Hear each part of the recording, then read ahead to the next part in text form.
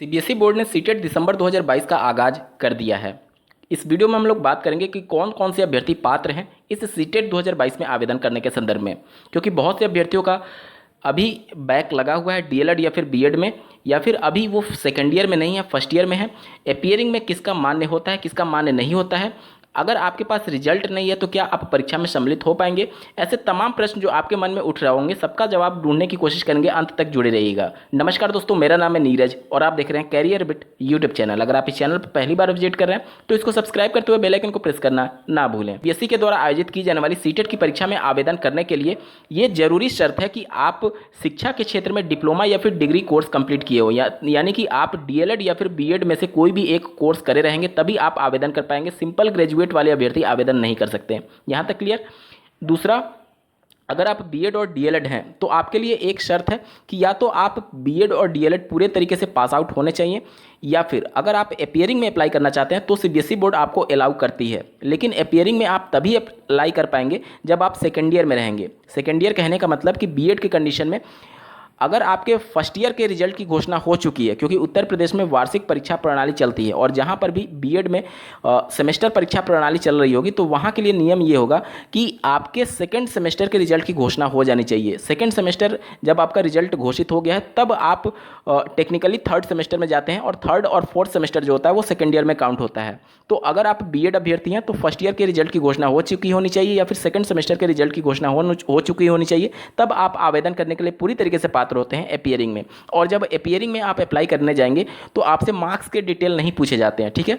तो अगर second year में रहते हुए आपने अप्लाई किया तो आपका ये पूरी तरीके से वैलिड होगा। इसी प्रकार से अगर डीएलएड की बात कर लें तो डीएलएड में उत्तर प्रदेश में सेमेस्टर परीक्षा प्रणाली चलती है। यहाँ पर सेकेंड ईयर में रहने के लिए ये शर्त है कि चूँकि फर्स्ट ईयर में 2 सेमेस्टर होता है, प्रथम और द्वितीय, और सेकेंड ईयर में भी 2 सेमेस्टर होता है, थर्ड और फोर्थ। तो अगर आपके सेकेंड सेमेस्टर के रिजल्ट की घोषणा हो गई है तभी आप टेक्निकली सेकेंड ईयर में काउंट होंगे, जो कि आवश्यक शर्त है सीटेट की परीक्षा में सम्मिलित होने के संदर्भ में। तो अगर आपके सेकेंड सेमेस्टर के रिजल्ट की घोषणा नहीं हुई है तो आप किसी भी हालत में पात्र नहीं हैं आवेदन करने के लिए। अब ये तो बात हो गई कि कौन अभ्यर्थी आवेदन कर सकता है। देखिए, जो क्लियर पास आउट है उनका तो कोई संदेह ही उत्पन्न नहीं हो रहा है, और जो अपीयरिंग में है वो सेकेंड ईयर में रहते हुए आवेदन कर सकते हैं।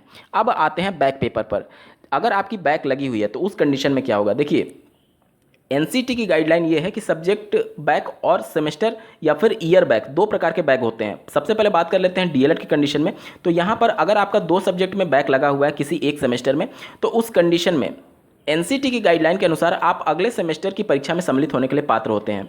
सब्जेक्ट बैक के कंडीशन में यानी अधिकतम 2 सब्जेक्ट में बैक, लेकिन सेमेस्टर बैक के कंडीशन में यानी 3 या फिर 3 से ज़्यादा सब्जेक्ट्स में किसी पर्टिकुलर सेमेस्टर में आपकी बैक लग चुकी है तो वो सेमेस्टर आपका सेमेस्टर बैक हो चुका है और अगले सेमेस्टर में आप सम्मिलित नहीं होंगे, बल्कि उसी सेमेस्टर जिसमें आपकी सेमेस्टर बैक लगी है उसके सारे पेपर को फिर से आपको क्लियर करना होगा, तब जाकर के आप अगले सेमेस्टर में जाते हैं।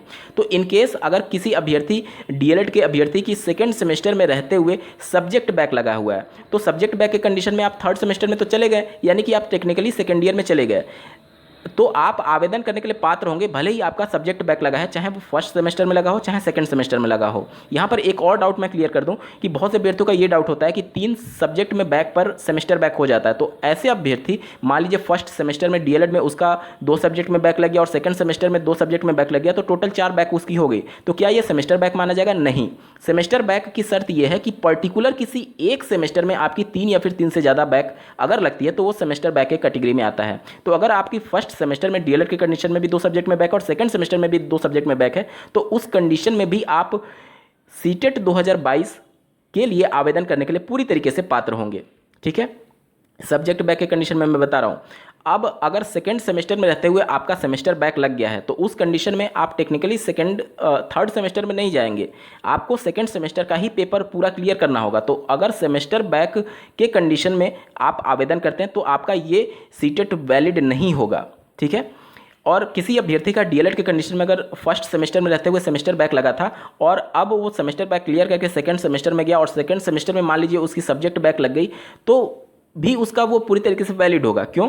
क्योंकि सेकंड सेमेस्टर में सब्जेक्ट बैक रहते हुए आप थर्ड सेमेस्टर में आगे परीक्षा में सम्मिलित होने के लिए पात्र हो गए हैं, यानी कि आप टेक्निकली सेकंड ईयर में काउंट हो रहे हैं और इस वजह से आप सीटेट के लिए आवेदन करने के लिए पात्र होंगे। ये तो वो बात हो गया सब्जेक्ट और सेमेस्टर बैक डीएलएड के कंडीशन में। अब बात कर लेते हैं बीएड के कंडीशन में। तो बीएड में देखिए वार्षिक परीक्षा प्रणाली होने के कंडीशन में यहाँ पर ईयर बैक लगता है। जैसे डीएलएड में सेमेस्टर बैक हो रहा था, यहाँ पर ईयर बैक होता है और सब्जेक्ट बैक होता है। तो सब्जेक्ट बैक के कंडीशन में एनसीटी की गाइडलाइन ये है कि आप अगले वर्ष की परीक्षा में सम्मिलित होने के लिए पात्र होते हैं।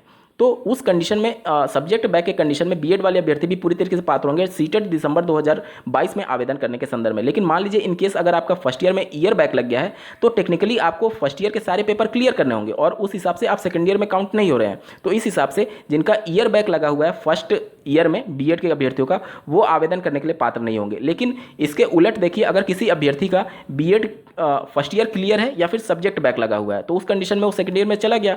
अब सेकंड ईयर में मान लीजिए उसका ईयर बैक लग गया तो उसका कोई मतलब नहीं होगा। सेकेंड ईयर में आपकी सब्जेक्ट बैक है या फिर ईयर बैक है, इससे कोई मतलब नहीं है। टेक्निकली आप सेकेंड ईयर में हैं और अपीयरिंग में अप्लाई करने के लिए आप पात्र हैं। और इसी प्रकार से डीएलएड की कंडीशन की बात की जाए तो अगर डीएलएड के अभ्यर्थियों का थर्ड सेमेस्टर या फिर फोर्थ सेमेस्टर में ईयर बैक लग गया या फिर सब्जेक्ट बैक लग गया तो उसका कोई प्रभाव नहीं पड़ेगा। क्यों नहीं पड़ेगा? क्योंकि आप सेकेंड ईयर पास करके थर्ड या फिर फोर्थ सेमेस्टर में आ चुके हैं और थर्ड और फोर्थ सेमेस्टर में अगर आपकी सेमेस्टर या फिर सब्जेक्ट बैक लगती है तो उस कंडीशन में आप टेक्निकली सेकेंड ईयर में हैं। और सीटेट में आवेदन करने के लिए एकमात्र शर्त यह है कि आप अपीयरिंग में तभी अप्लाई कर पाएंगे जब आप सेकेंड ईयर में होंगे। तो उम्मीद करता हूं कि बैक पेपर से संबंधित जो भी आपके मन में डाउट उत्पन्न हो रहा होगा वो सब कुछ क्लियर हो गया होगा।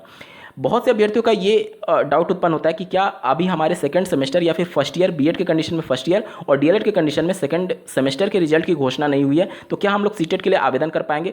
आप आवेदन तो कर सकते हैं लेकिन आपका ये मान्य नहीं होगा। बहुत से अभ्यर्थी ये चाहते हैं कि केवल एक परीक्षा के पैटर्न को समझने के लिए वो परीक्षा में सम्मिलित होना चाहते हैं। जैसे कि अगर बात की जाए उत्तर प्रदेश में डीएलएड 2021 बैच, तो अभी उनके सेकंड सेमेस्टर की परीक्षा का आयोजन नहीं हुआ है और वो परीक्षा का आयोजन लगभग अक्टूबर के बाद ही उनकी परीक्षा का आयोजन होगा। तो उस कंडीशन में तब तक सीटेट दिसंबर 2022 के लिए आवेदन कंप्लीट हो चुके होंगे, यानी कहीं ना कहीं वो पूरी तरीके से पात्र नहीं है सीटेट दिसंबर 2022 के लिए।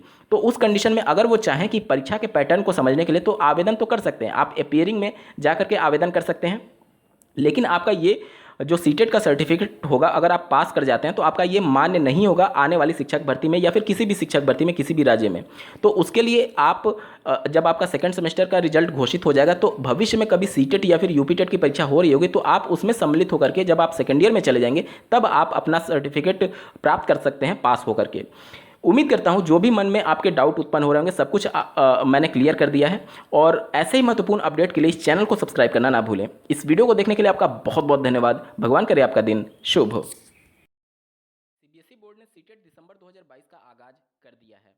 इस वीडियो में हम लोग बात करेंगे कि कौन कौन से अभ्यर्थी पात्र हैं इस सीटेट 2022 में आवेदन करने के संदर्भ में, क्योंकि बहुत से अभ्यर्थियों का अभी बैक लगा हुआ है डीएलएड या फिर बीएड में, या फिर अभी वो सेकेंड ईयर में नहीं है फर्स्ट ईयर में है। अपीयरिंग में किसका मान्य